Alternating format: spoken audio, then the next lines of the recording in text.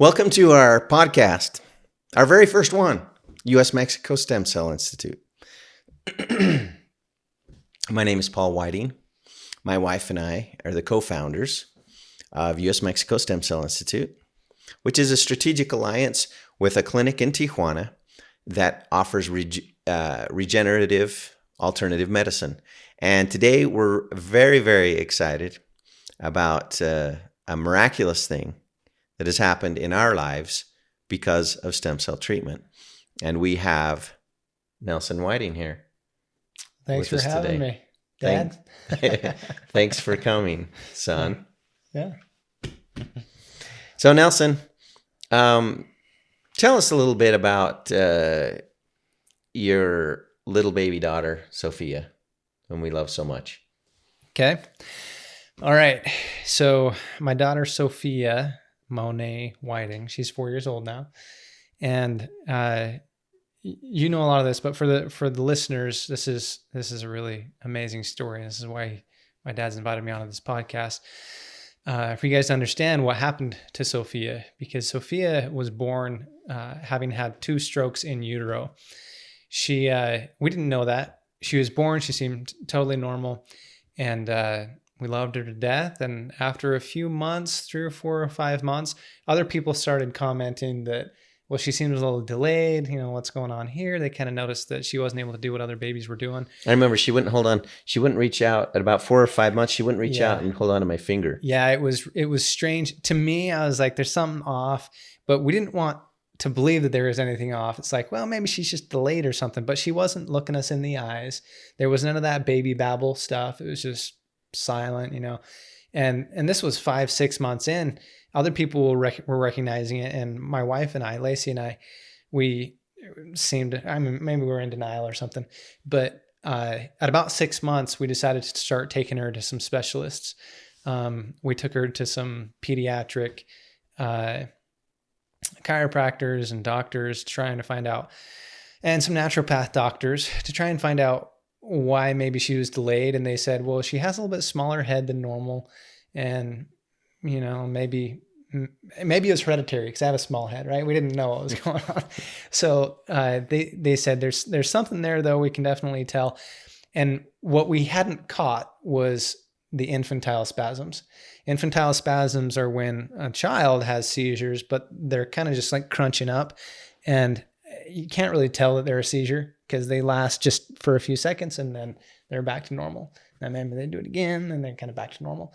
And so we didn't know that they were seizures, but we also didn't know what they were. And that's why we were kind of taking her into specialists. But one night I was holding her in bed, and we'd gone to all these specialists, and they're like, you probably should take her to someone else, neurosurgeon of some kind, get something tested, check her head or something.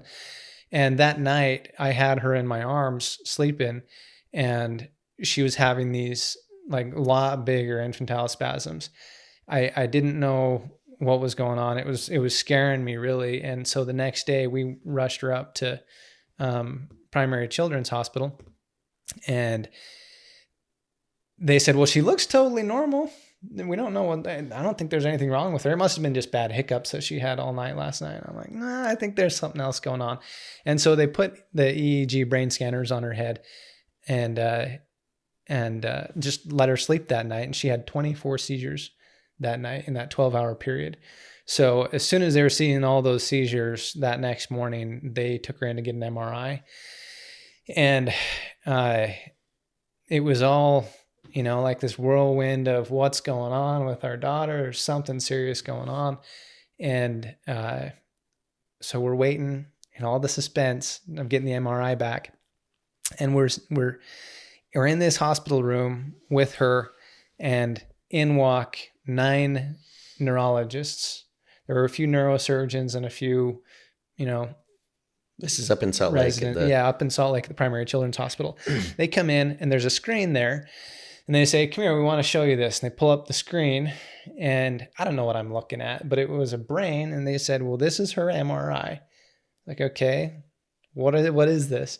And, you know, if you show this video to, or put up the image, we still have this image, and maybe you can show it, but it was an image of her right and left hemisphere about midway into her brain, a cross section of her brain.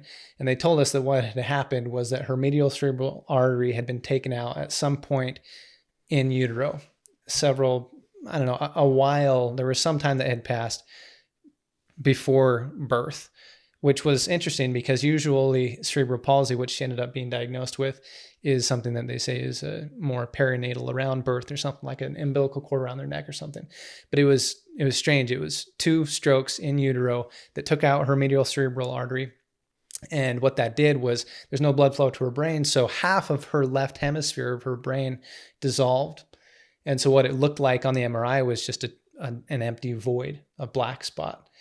And that was filled with cerebral spinal fluid. And then it was a portion of her right brain as well, almost as big as your finger, that you could see on the right side of the brain. Now, is this the same time when you went there that they said, "Oh, she looks perfectly normal," or was this a different? This the same time. Yeah, it was the night before. And how old was she? She was 8 months old. If my wife was here, she could probably correct me on some of these dates, but she was about 8 months old, 9 months old. Well, she was born in April, and we were in the hospital from December 4th, 5th, and 6th of 2020. So, yeah, 9 months. 2019. Yeah, 2019. So, anyway, that was crazy. We see that on the screen, and we had no idea, okay, what does this mean? What does this mean? I had a dream a few nights before that she had cerebral palsy, and I didn't even know what that was. And so that's why I was pushing for them to tell me, what is this? What is this? Because they're like, no, she seems normal. And I think they were trying to keep me from going that far with the diagnosis because they didn't want to rush to the worst thing. But after showing us the MRI, they're like, yeah, it is. It's infantile spasms is the diagnosis, 2 strokes in utero, which resulted in what was called quadriplegic, spastic quadriplegic cerebral palsy, which means all 4 of her limbs were affected. And, mainly her right side affected because the left brain was mainly what was taken out, but her left side obviously as well. So now, she's not having seizures, and she hasn't had since we did that. They put her on a pretty heavy steroid. But to fast forward in time, we were looking for anything that we could do to fix it. All they wanted to do, their neurologists, all they had for advice for us was to put her on heavy prescription drugs to hopefully mitigate future seizures. Did you do that? No, we did not. And what we did, she hasn't had any seizures. They said at about that month, that 9-10 month mark on this steroid that it should last until she's about 2 years old, and then she'll start having seizures. All these cerebral palsy kids, they should start having seizures again.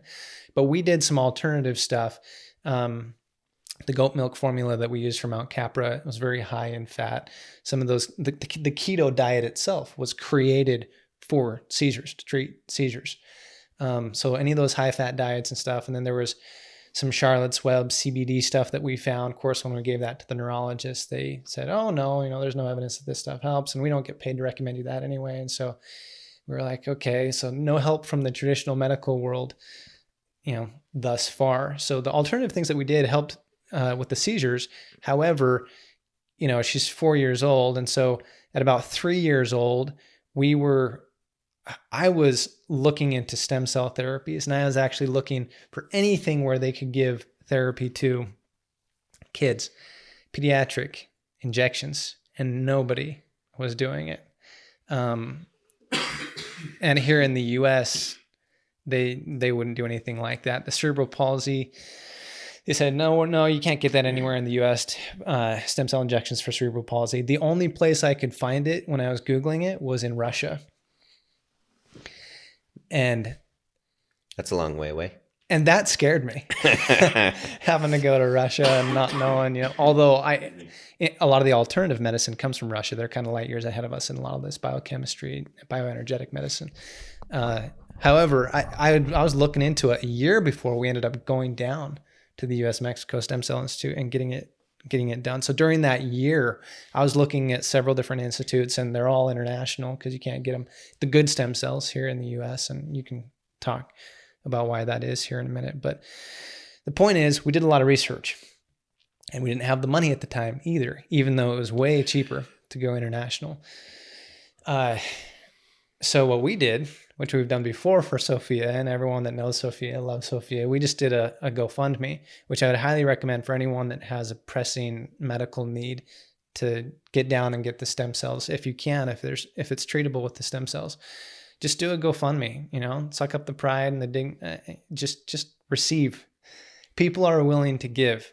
In fact, a little side note, if I can, there's a guy named Jia Zhang. He documented a year of going out and every day trying to ask someone something that would be difficult or strange or offensive to them to try and get rejected every single day. His objective was to find someone to reject him every single day so that he could overcome his fear of rejection.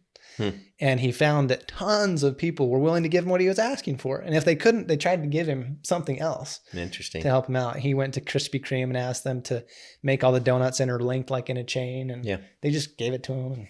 Well, it's interesting that you're saying this, and I don't want to distract you from your train of thought, but and in fact, just a couple of days ago, had a potential client tell me that they couldn't afford stem cells for their child. I was going to ask you what's your answer to that, but you seem to answer. I mean, if stem cells are expensive. They start at $5,500 all the way up to $25,000 for treatment. Well, and see what we were looking at when we first started the GoFundMe. Well, right before we started the GoFundMe, we were like, okay, this is the institute that we're going to go to. It wasn't yours because we hadn't seen that one yet. Yeah. It was like $18,000 for the procedure. Yeah. And that's pretty standard for 50 million stem cells. Right. Yeah, exactly. But definitely GoFundMe is the way to go. Yeah. So can you what would you tell somebody? They can't afford stem cells. Can you?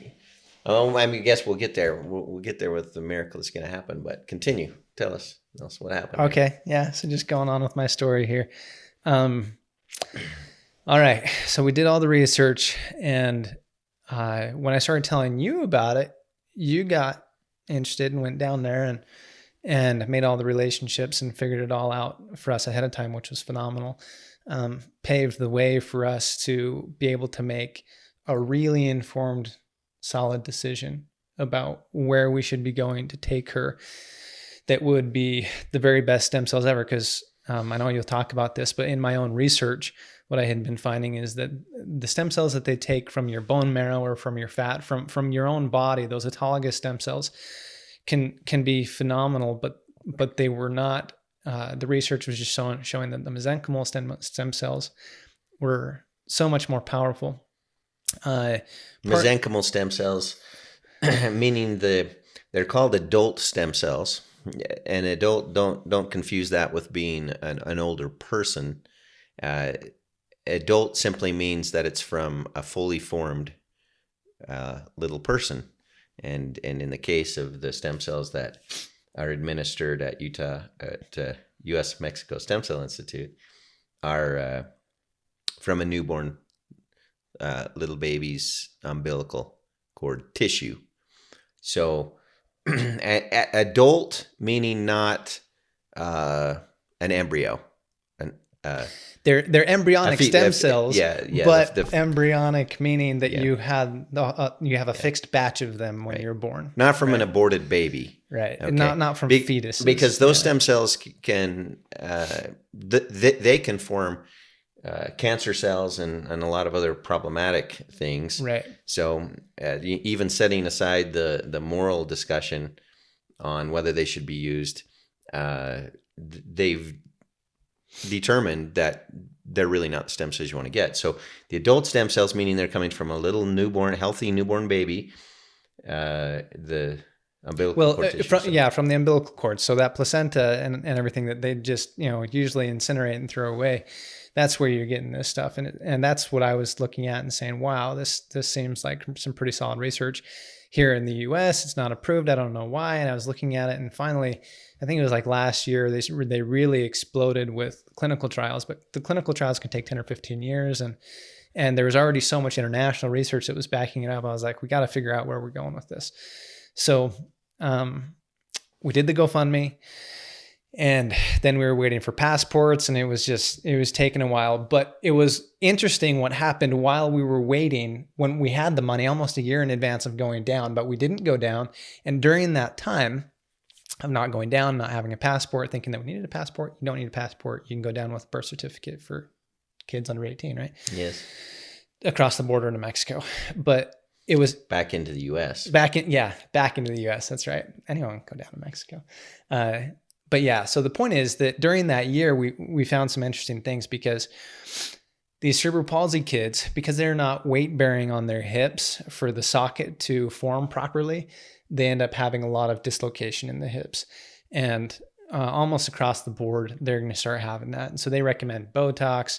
They recommend, they're recommending all kinds, they recommended a baclofen, because what happens is, they're not weight bearing, but the cerebral palsy kids also have muscle spasticity that pulls really hard. So the muscles are pulling. She's almost always sticking her legs out. You can't see in the camera, but trying to show you. She sticks her legs out and does a lot of this posturing that that muscle spasticity and the lack of weight bearing on the hip socket is what makes it. So it just dislocates, and it stays dislocated unless you have surgery to put it back together, supposedly. So that's what they said that she needed. We scheduled that several months out in advance, and it was last. So we're in May of 2023. In September of 2022, we went in for surgery for her to be able to get a screw to push that hip socket, that hip joint back into place. And there were some muscle lengthening cuts they were going to do down her legs to loosen up for development for her legs as well. But when we got in there, and we have a before, we have an X-ray from that. We'll show that. But that X-ray was taken in June. Mm-hmm.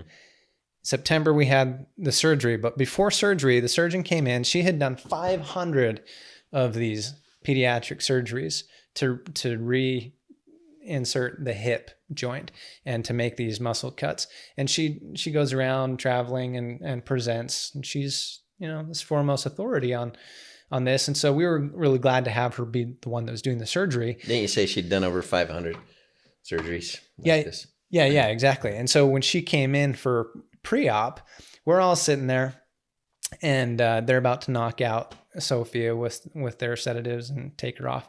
But she was in there, and while we were talking, I just thought, I'm just going to ask her about stem cells, because we wanted to go down. We already had the money. We were planning on doing it at some point. The reason I was asking was because I wanted to know if she knew the best time to go down and get stem cells. Time is as far as age? As far as in relation to the surgery. Oh, yeah. How far around the surgery after?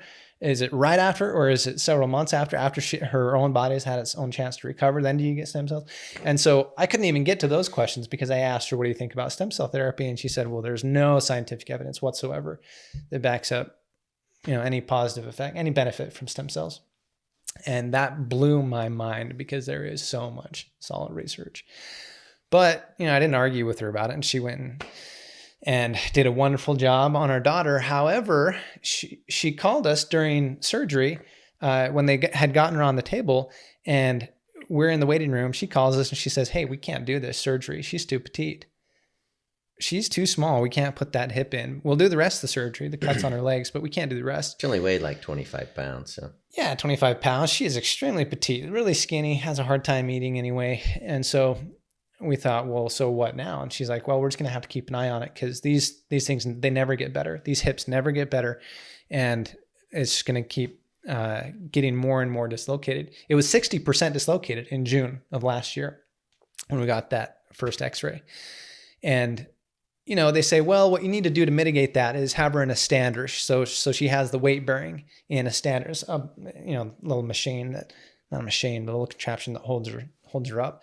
And, hopefully that'll kind of push it and keep it from coming out, but it never pushes it back in, and the therapies, go to all the therapies, but all therapists are like, no, you don't just like push it back in. These cerebral palsy kids, because of the nature of their disease, it just gets worse and worse. So you have to do the surgery at some point. And that's what everyone was telling us. So, okay, we did the surgery. We didn't fix the hip. We just got to keep an eye on it. So a few months later, we get casts off. She's kind of back to normal. We're trying to do some therapy here and there. And we thought, okay, now that she's all recovered from that, now let's go down to the US Mexico Stem Cell Institute and get this done, get these stem cell injections. So we scheduled that. We figured it all out with you, and she got 50 million stem cells in an IV. And 5 billion exosomes. And 5 billion exosomes. I thought it was going to be a lot more, I don't know, what do you call it? Invasive. More invasive and more, causing her more consternation than it did. It caused me and Lacey more consternation than it does anyone else, because we're worried about, her just being comfortable, because she can't communicate. You never know what's going on. And if she has an itch, she can't tell you, So if she's in a lot of pain, well, the lack of communication. Anyway, the point is, Dr. Ivan laid her down, gave her some anesthetic. We had tried to put some anesthetic in her bottle just to take, that would kind of numb her out from the pain, but it didn't take super great. So he gave her a little bit more right before giving her the stem cells, and just,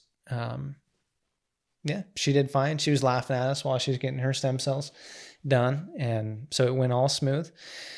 And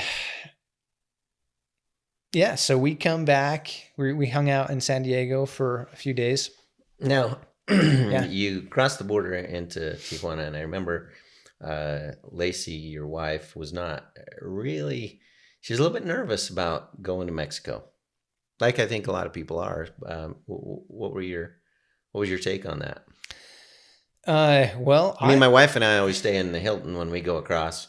We love Tijuana. We love Mexico. We love the culture. You stay on the Hilton, it's just on cool the place. Mexico side. Yeah, on the Mexico side. Yeah. I mean, it's just, Tijuana is a great place, cool place to be, in my opinion. But there's a general fear of maybe the modernity or the safety of Mexico. I mean, what were your wife's thoughts, and how did you mitigate that to get her to go?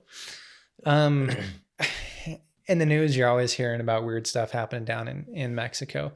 But the reality is, you find that anywhere you go. Like you and I were talking about it earlier today. You go to Chicago, and if you go to the red light district of LA, you're going to get that kind of stuff. Sure. So, you don't need to go hang out at night in the shady areas of Mexico. That's not a good idea. But Tijuana is, the medical hub, and like, very safe place. You'd know more than me, but over 1 million visitors for stem cells alone last year. Yeah, 1 million visitors. Okay, so 1 million people just for stem cell treatment for that. Mexico. Yeah, yeah, and I mean, you took me to Mexico as a kid, and I was always loving the culture and not really worried about, maybe some of that's naivete or whatever. But the reality is, you go down, you have fun on vacation, but this was something that was really meaningful to us. We needed to get down. Lacey knew just, well, if it works, or if there's even a chance of it helping Sophia at all, we need to give it a shot.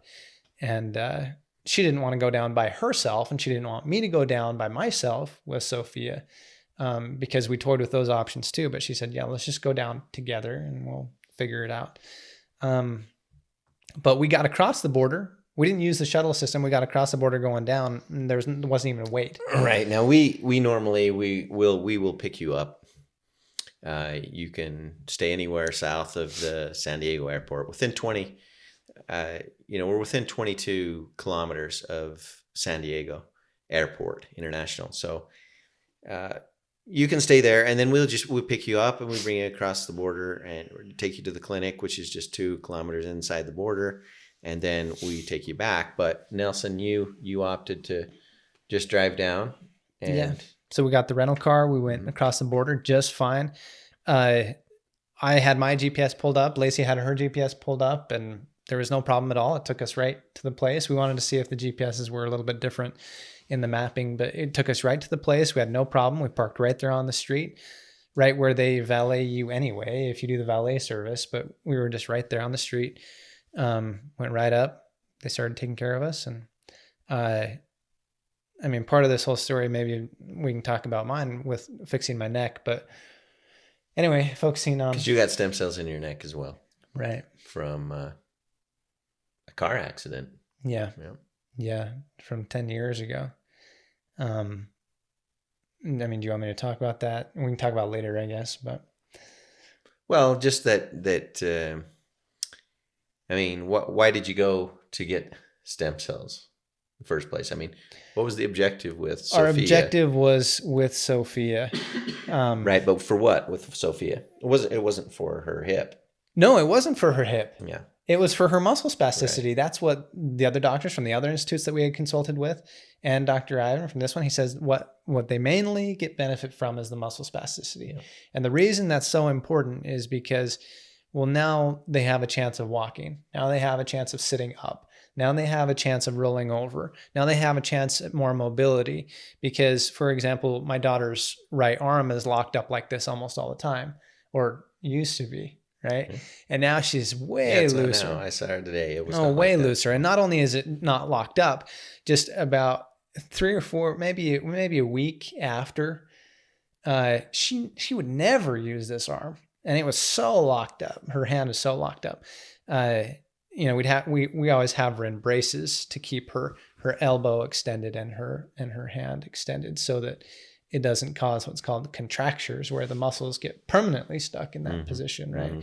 So anyway, within about a week of being down there, she started to display all kinds of cool things. One of them was, instead of wiping her face with this side, if there's hair in her face or she wanted to suck on her finger, she'd do that with this left hand. But she had something in her face and I saw her go for it with her right hand and wipe it away. And that was like, whoa, what? And listening to it, you might think, oh, that's nothing. But that's huge when for 3 years she hasn't been able to move that arm. 4 years. So she's 4 now. She's 4 now. Yeah. So that was one thing that I noticed. Lacey didn't notice that, but all of a sudden Lacey started noticing all kinds of things. Lacey's in doing her hair in the bathroom, and in comes Sophia. She has a little electric wheelchair that she could use her left hand. She could do this before too, but she'd always sit in front of the TV and just watch and scream at you if you didn't have the TV on, scream at you until you get the right channel and all that. And overall, she's not a screamy baby unless she really wants something and needs something. But what happened after the surgery that we noticed, Lacey's in the bathroom and Sophia wanders into the bathroom and just wants to be with her and watches her doing her hair. She's never done that.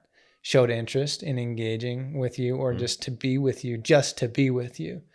And I was like, Lacey told me that and I was like, oh yeah, that's really cool. I mean, maybe I'll notice something. And that same day I noticed her, instead of sitting in front of the TV, she veered away from the TV on her wheelchair and she goes right over to the sliding glass door to watch my boys jump on the trampoline outside and just sat there watching them, interested in them, not interested in the screens. Mm-hmm. And that was like, oh my gosh. And it's interesting because in some ways, sometimes it feels almost like a double-edged sword because now you can't entertain her with just the TV. You have to give her more attention because she wants it. Right. And you can't always give her all the attention, but you want her to develop. And so it's kind of a balance between, well, if she moves out of baby status and more into like toddler status, she gets more needy anyway, and she'll maybe develop everything but slower, right? So these phases of neediness maybe are drawn out, are longer, just like the development of a normal child is taking a little Actually, longer. And that took place within a week. That was in 1 week. She started to have that.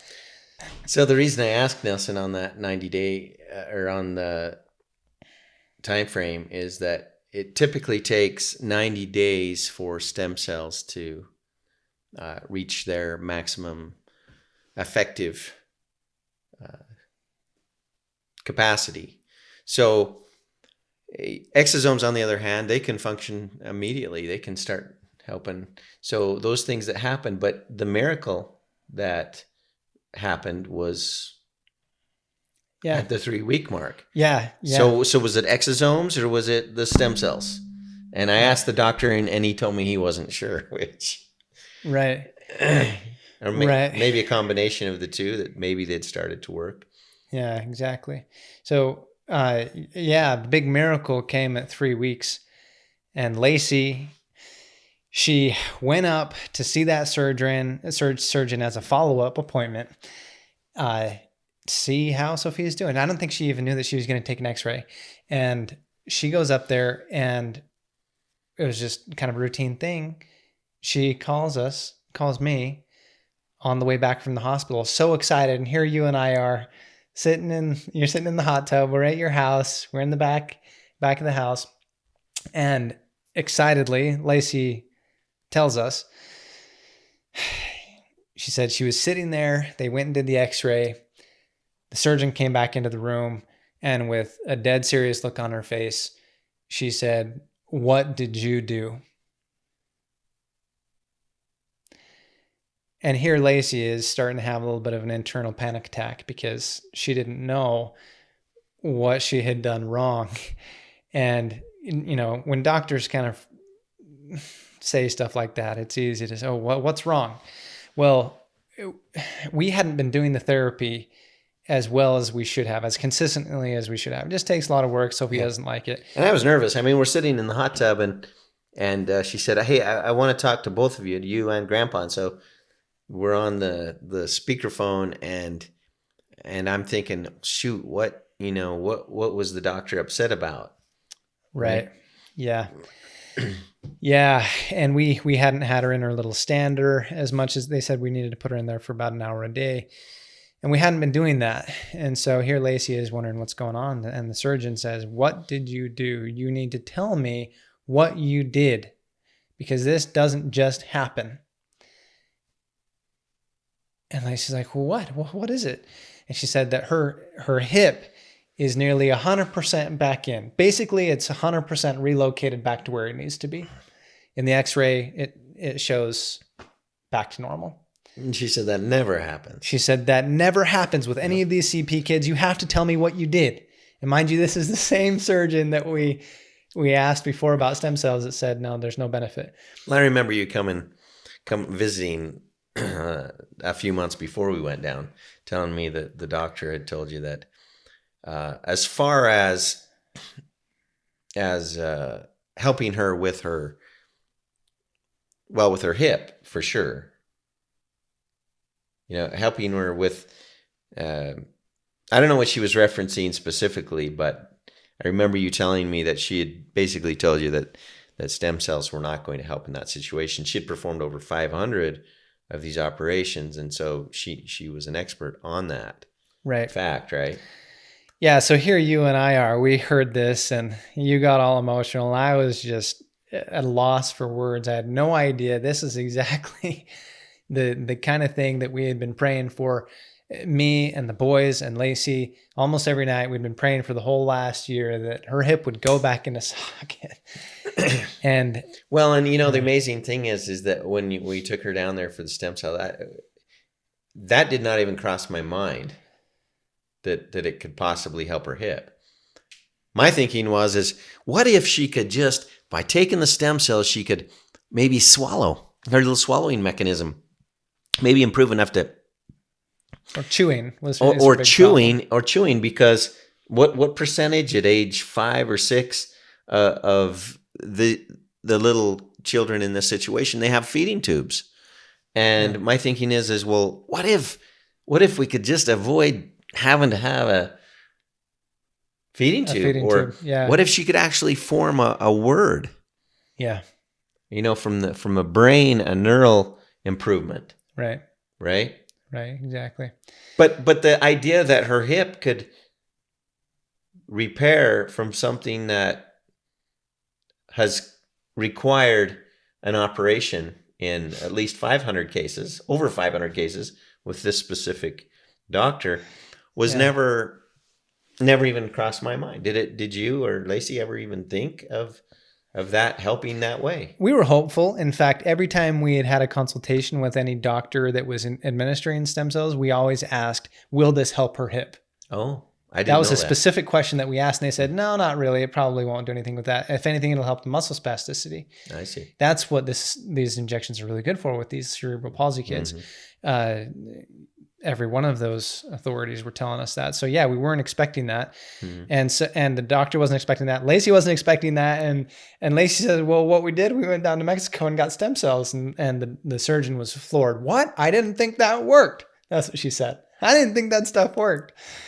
And He said, well, I don't understand. This is not supposed to happen. These hips don't just get better. I just don't understand. And she couldn't stop talking to Lacey about how phenomenal, how miraculous this was. And as she's walking out, she leans down to Sophia and says, if you ever figure out the mystery of how you're healed, you let me know. And walked out. So that's what happened. She didn't want to believe Yeah. that stem cells could have been the answer to that situation. Yeah. And hopefully, she was pleasantly surprised and has a different view on it now. Which, you can't guarantee that it would be, that it would work on any other patient. You don't know that. Right. Stem cell treatment is it's still advancing in a lot of areas. I mean, there's a lot of research that continues to be done. Over $11 billion was spent on stem cell research in the United States alone last year. So even though they're not using those stem cells in the United States, the FDA doesn't allow it. They are doing the research. We don't know how everyone will respond, but this was a pretty incredible miracle for our family. Over a year ago, Nelson mentioned that my wife and I had gone down, and we went down for stem cell treatment for my wife's back. She had a very challenging situation with her back, and she's better now, and she has a wonderful story. You can go to the website and listen to her story. It's usmexicostemcellinstitute.com. We hope you'll visit that site soon. And in fact, if you do go to the site within 7 days and you get a free consultation with our doctor and schedule an appointment within the next 30 days, you'll receive $500 off of your treatment. So we're hopeful that you'll have a chance to consider the possibility that stem cells can help you.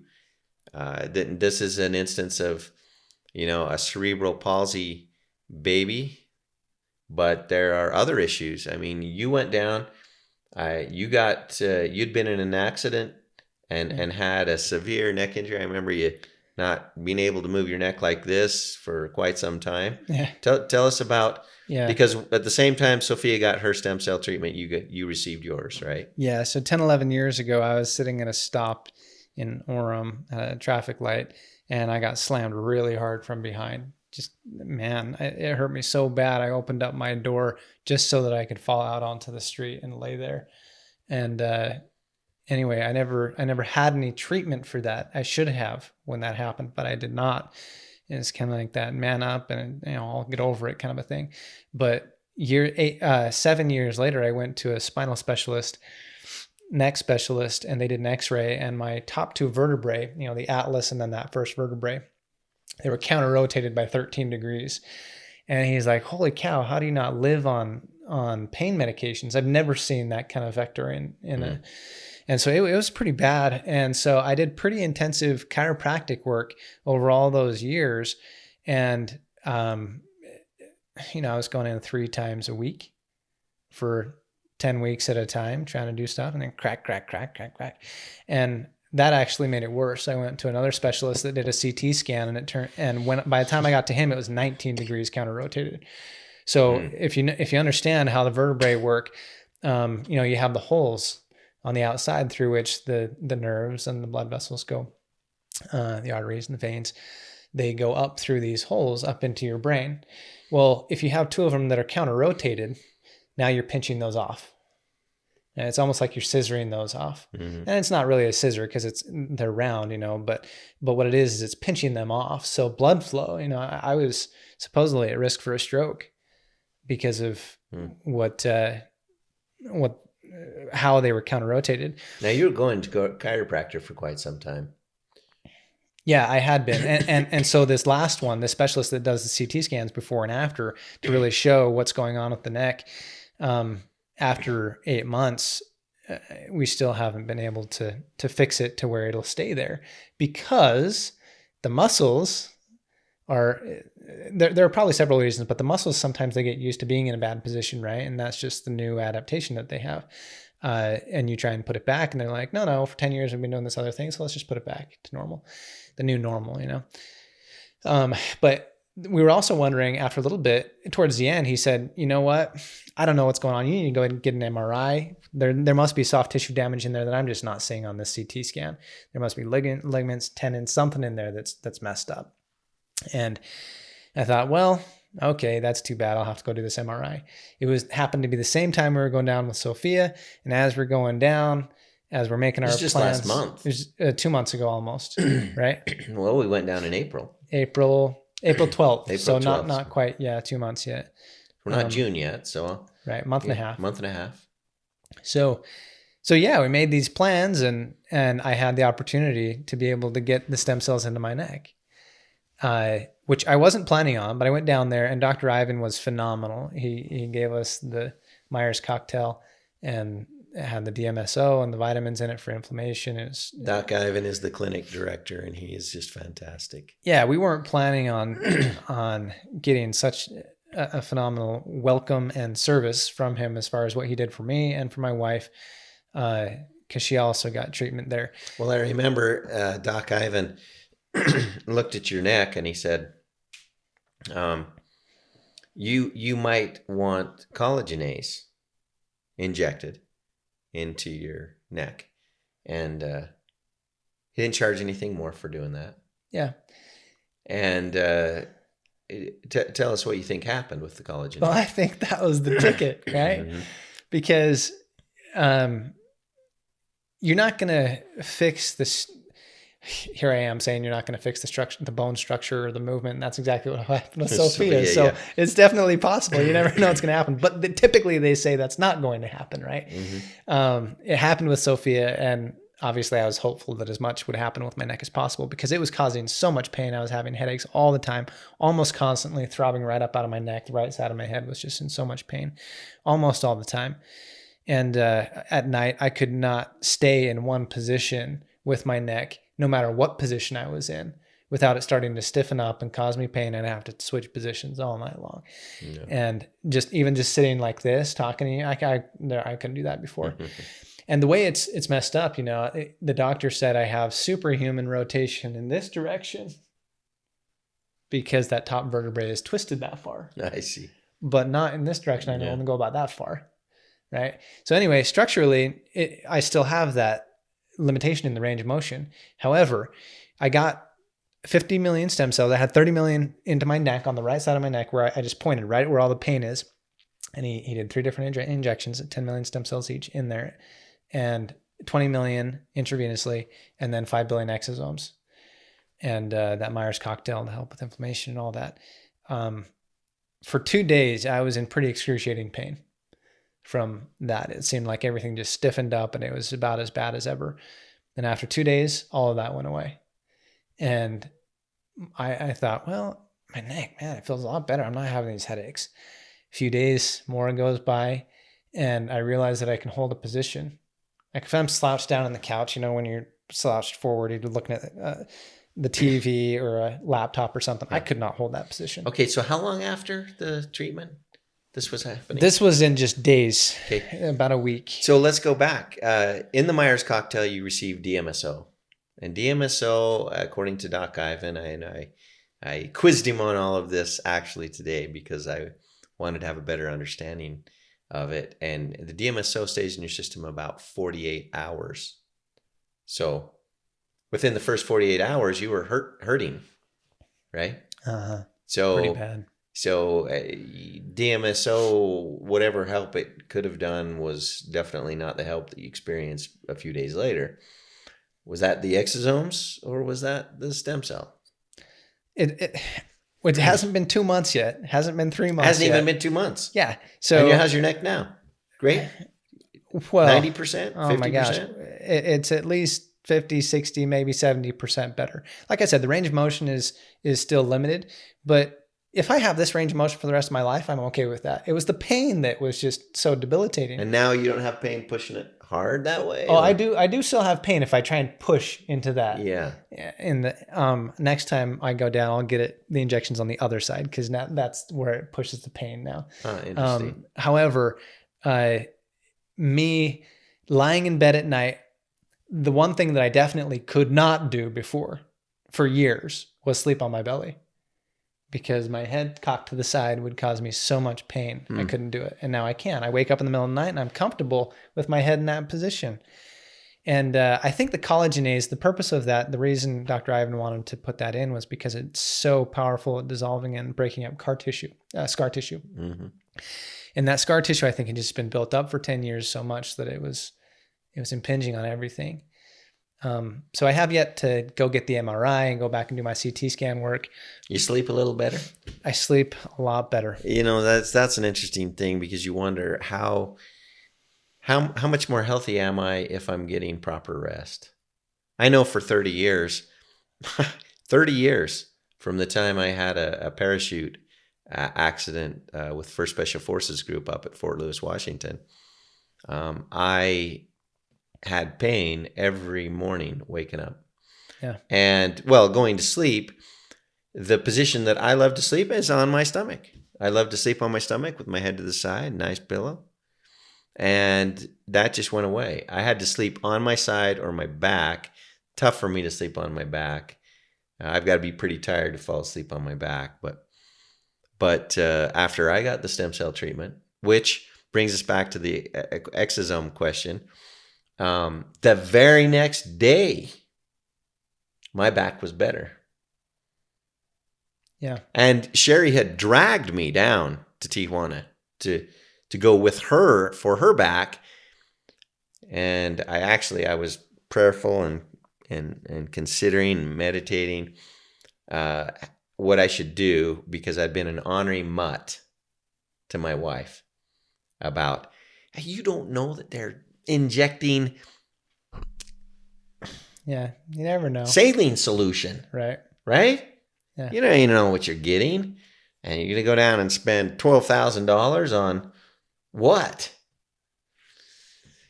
So I went, and I thought, well, you know what? I'm going to go with good attitude. My father died of cancer. My brother, I have 2 brothers that have died of cancer.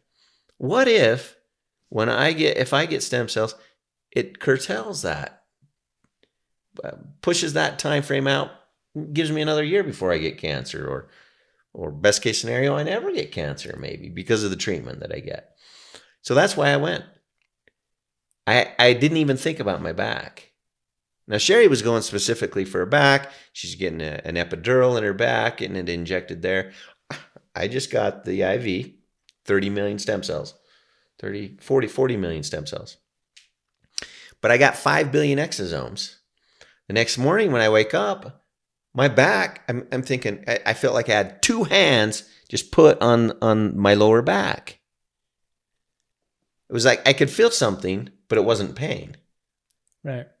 It was a very strange feeling. Now your listeners need to know that my dad is the kind of guy that has such a positive belief system.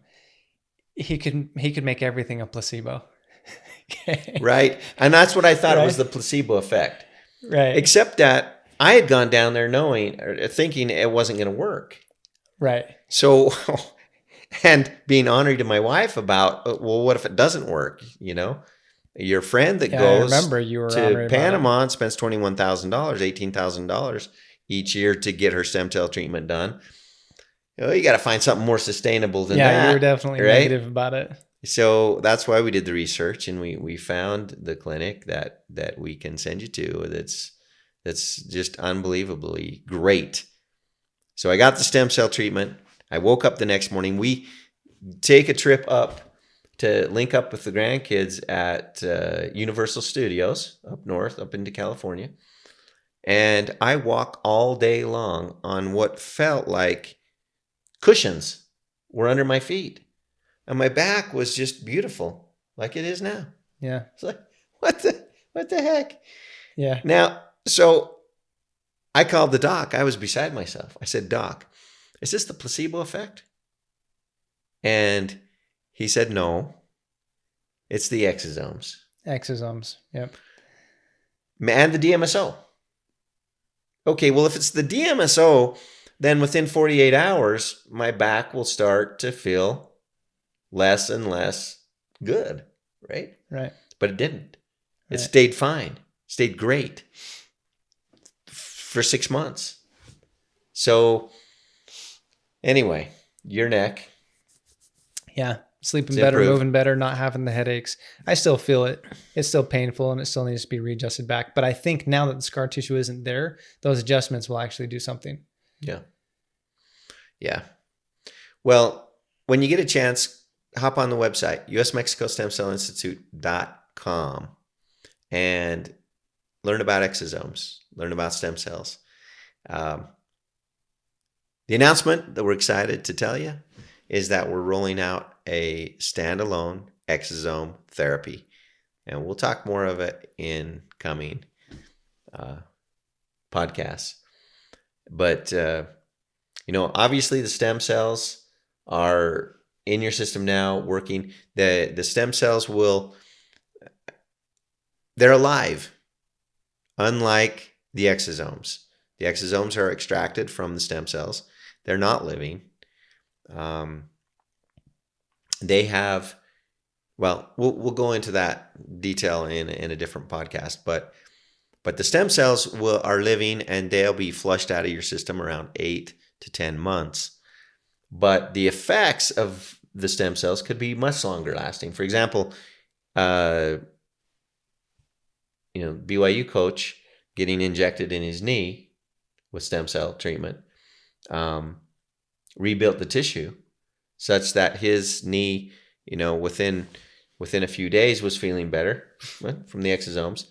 But in 3 months later, he was going up and down the stairs, and he was doing things he hadn't been able to do for quite some time after he had his injury on his knee. Right. So that the tissue, it rebuilds cartilage. I've had people say, well, my knees are bone on bone and I don't have cartilage. Well, stem cells differentiate into the cells that are needed. It's a postponement theory in business, an interesting concept that applies also to the stem cells that are in your body. When you injure a particular part of your body, the stem cells go and they repair the damage where they're needed. So that's why you have such success with osteoarthritis. Exactly. Yeah. In fact, I had my music teacher, my guitar teacher. I took up guitar a few years ago, and I couldn't play the C chord with this little finger. I just love doing this now because I couldn't do this before I got stem cell treatment. I didn't go there for the osteoarthritis in my finger, but it was a very noticeable difference in how that little finger feels.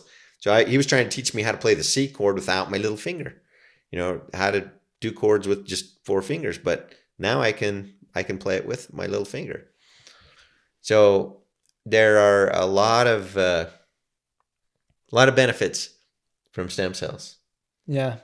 Yeah, it's phenomenal. So we did all that research when it ended up going down there. My neck feels so much better. Sophia feels so much better. Lacey wants to go down now and get her treatment on her back. But yeah, sleeping better, moving better, all around. I think the exosomes, I talked recently to a friend who he's like, hey, Nelson, I need to tell you all about this thing. This is amazing, this new thing. And he started getting all excited about it. And then I was like, well, what is it? And he said, oh, it's exosomes. Like, oh, well, I just went to Mexico and I got all these exosomes. He's like, what? You already did all this? But yeah, it's a phenomenal. And the promise of stem cells is such a phenomenal thing because it doesn't require any prescription medication. It requires no surgery. It's a beautiful alternative, holistic, but not alternative, complementary, unorthodox. It's so well researched. It needs to be a first line of not just regeneration when you've had an injury, But it seems like the kind of thing that everyone should be getting every 6 months, because there are parts of your body that you don't realize are starting to degenerate, and stem cells will just go to work on all of that. In fact, if you've read any of Dave Asprey's work, he's the father of modern biohacking, and he has 2 books that I've read. One's Superhuman and one is Game Changers, and in both of them, he makes a big deal about stem cells, and he's not even getting the mesenchymal stem cells, although he really promotes the international, go get the best ones that you can. But as far as aging, it's about the best thing that you can possibly do if you have an aggressive plan to age backwards. Stem cells is definitely the way to go. Yeah. Benjamin Button in real life. Yeah. Well, the thing is, each day you get older. And the older you get, the time passes and you're a day older. What did you do today to feel younger? Is it through your exercise? Is it through, now you mentioned your positive attitude toward things, and being the hypnotist that you are. I mean, we have a cleaning lady that's coming to stay with us, and I was wondering if you could give her a session so that she could start brainwashing. Right, exactly. Bad joke, but Nelson's a hypnotherapist, and he's helped people in incredible ways with the hypnotherapy. And so how do you see hypnotherapy related to stem cell treatment? Yeah, I know we only have a couple minutes here to wrap up, but clinical hypnotherapy works on changing the belief system to modify behavior. When you're talking about stem cells, the embryonic cells that give rise to every other cell in the body, you have a set amount of them, but you have 50 trillion cells, and they're dying off all the time, from your mouth all the way down to your bottom. That entire digestive tract lining is replaced every 3 days. Well, what's replacing it? Stem cells are replacing it every 3 days, right? But we could talk a lot about this, but one of the concepts that is really powerful in understanding stem cells is that stem cells respond to the environment in which they're placed. And where are they placed? They're inside your bloodstream, in an environment that can be altered chemically very, very easily by the thoughts that you have. If you're seeing the world through a lens of fear, and all of the stress hormones and inflammatory agents are what you're dumping off down in the body, then that halts the growth of stem cells. It depresses the immune system, and it starts to turn on all of the genes that start to work against you. Cancer, aging, inflammation, that kind of stuff. Mm-hmm. So if you really want to damage your ability to regenerate, stay in a low level of hostile emotions all the time. But if you see the world through gratitude and love and joy and happiness, that's different, because now dopamine, endorphins, oxytocin, that stuff dumped off into the body and really promotes the growth of stem cells. That's why meditation and 24-hour fasts and prayer and all that have been proven to stimulate the growth of stem cells. But the reason going and getting them injected into you is just like a boost of now all of the stem cells that that will go anywhere in the body that you weren't aware of it. But it's like way more of a boost than what you can do on your own through those other methods. Mm-hmm.